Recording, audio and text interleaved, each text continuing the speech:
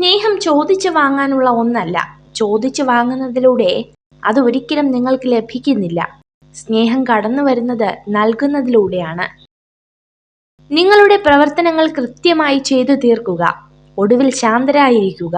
എല്ലാത്തിനും അനുയോജ്യമായ സമയം കടന്നു വരും. ഒരു മനുഷ്യന് എപ്പോഴും പോസിറ്റീവ് ആയിരിക്കാൻ കഴിയില്ല. സങ്കടം, ദേഷ്യം, നിരാശ, ഉത്കണ്ഠ ഇതെല്ലാം മനുഷ്യർ അനുഭവിക്കുന്നത് തന്നെയാണ്. ക്ഷമയുള്ളവർക്ക് മാത്രമേ സ്വപ്നങ്ങൾ നേടാൻ സാധിക്കുകയുള്ളൂ. അതിനാൽ പരമാവധി ക്ഷമിക്കുക. ഒരിക്കലും കിട്ടില്ലെന്ന് ഉറപ്പിച്ചതുപോലും നമ്മളെ തേടിയെത്തിയേക്കാം. തളരാതെ പരിശ്രമം തുടരുക.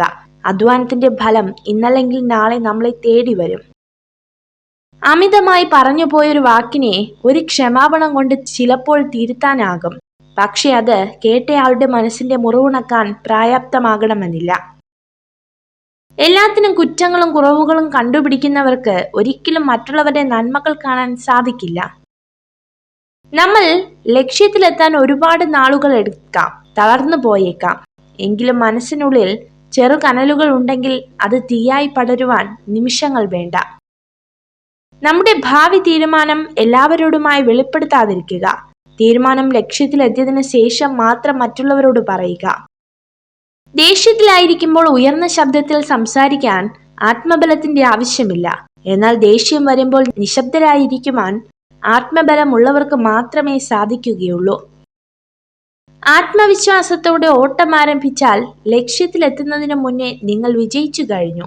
ആത്മവിശ്വാസമില്ലെങ്കിൽ കുറഞ്ഞത് 2 തവണ തോൽക്കേണ്ടി വരും. നിങ്ങൾക്ക് വിശ്വസിക്കാൻ കഴിയാത്തതിനെ സ്നേഹിക്കരുത്. നിങ്ങൾക്ക് ലഭിക്കാത്തതിനെ വെറുക്കരുത്. നിങ്ങൾ കാണാത്തത് പറയരുത്. നിങ്ങൾ ചെയ്യാത്തതിനെ വിലയിരുത്തരുത്. നിങ്ങൾ പൂർണ്ണമായതിനെ മാത്രം തിരയുകയാണെങ്കിൽ നിങ്ങൾ എപ്പോഴും തിരഞ്ഞുകൊണ്ടേയിരിക്കും. ചില ബന്ധങ്ങൾ അതിരുകടന്നാൽ അവസാനം ഒരുപാട് വേദനകൾ നമുക്ക് സമ്മാനിക്കും. പക്ഷേ അതിനൊരിക്കലും അവരെ കുറ്റപ്പെടുത്തരുത്. കാരണം നമ്മൾ തന്നെയാണ് അതിനുള്ള അവസരം നൽകിയത്. പ്രകടിപ്പിക്കാത്ത വേദനകൾക്ക് കാഴ്ചയിലുള്ളതിനേക്കാൾ തീവ്രതയുണ്ടാകും. നുണയാണെന്നറിഞ്ഞിട്ടും പുഞ്ചിരിച്ചവർക്കെല്ലാം പുകയുന്ന ഒരു മനസ്സുണ്ടാകും. ഒരു പുരുഷൻ സ്ത്രീയിൽ ആദ്യം ശ്രദ്ധിക്കുന്നത് അവളുടെ സ്വഭാവ സൗന്ദര്യമാണ്.